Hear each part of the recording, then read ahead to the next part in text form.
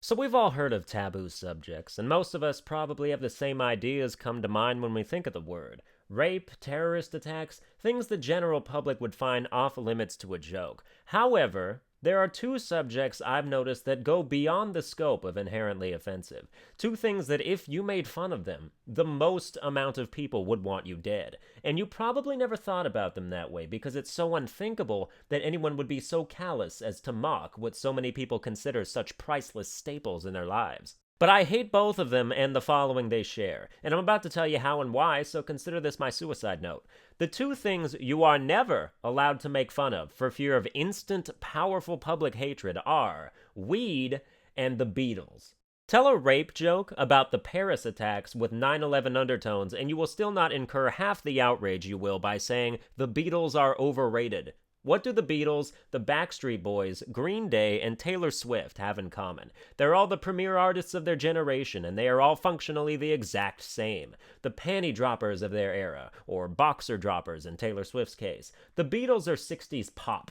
Nobody wants to call them pop because they want to put them on a gigantically higher pedestal than anything similar, but they're pop. They weren't the first pop band, they certainly aren't the last. When people say, if it wasn't for the Beatles, your favorite bands today wouldn't exist, those people are delusional. Have they influenced a lot of musicians? Sure. You know who else has influenced a lot of musicians? Every other musician that any musician has ever listened to. There hasn't been a fully original song with no inspirations from other sources since the first Africans started beating their giant dicks on hollow logs.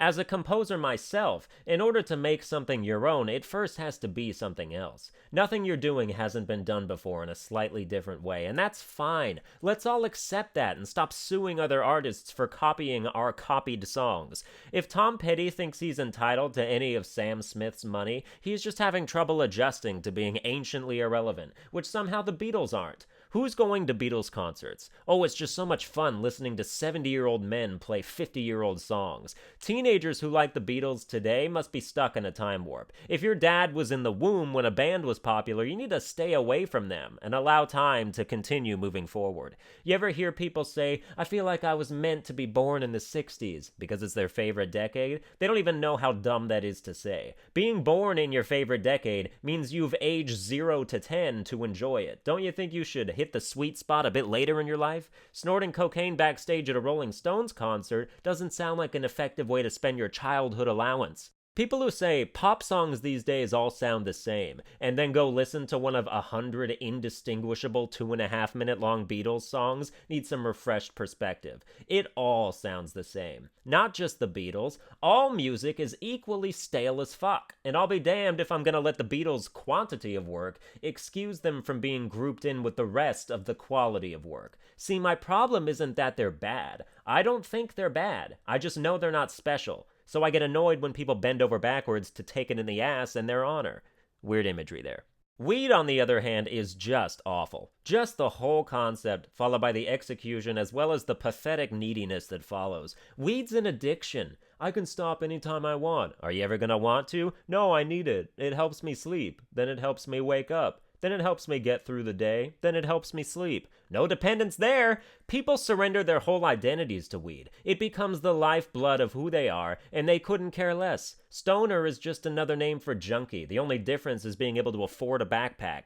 Weed is an antidepressant for the user, and a depressant for everyone around him. There are two reasons people first seek out marijuana. Either their life is too shitty, or their life is too good. Shitty people want something to alleviate the symptoms of being alive, while spoiled people just want to look at their luxury cars through fog-colored glasses and live out their fantasies of being a disappointment to their parents. If it seems like I'm going harder than usual, it's because I fucking hate the idea of drugs in general, which surprises people usually.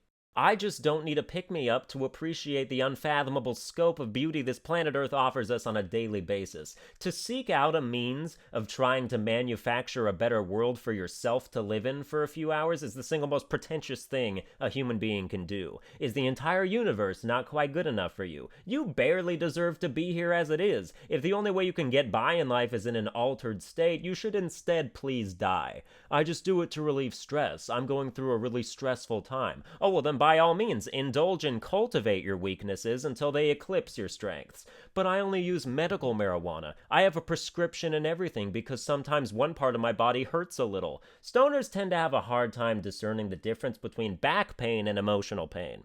It's all controlled by your brain. Phantom limb syndrome, hysteria, all examples of the brain creating pain and symptoms where there is no actual reason for there to be any. If your back starts to hurt and your first thought is an excuse to get a marijuana prescription, your brain created that pain to give you a misguided way to deal with whatever emotional struggles happen to be simultaneously plaguing you, because your history has already trained your brain to view weed as a temporary solution to those problems. You want to tell me marijuana has no long-term effects on your brain? Your pre-existing habit has affected your brain in just enough of a way so that it leans more towards fumigation in times of mental crisis. You've now set it on an endlessly repeating path of providing you with physical pain as a way to treat your emotional pain.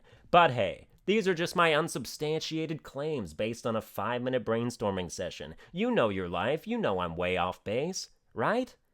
Well, that's going to do it for this episode. If you enjoyed it, which is unlikely given the topics and my opinions on them, you can like, share, and subscribe. But if you feel I've insulted your livelihood beyond restitution, you can at least take comfort in knowing I have no reason to repeat myself on these topics in subsequent videos.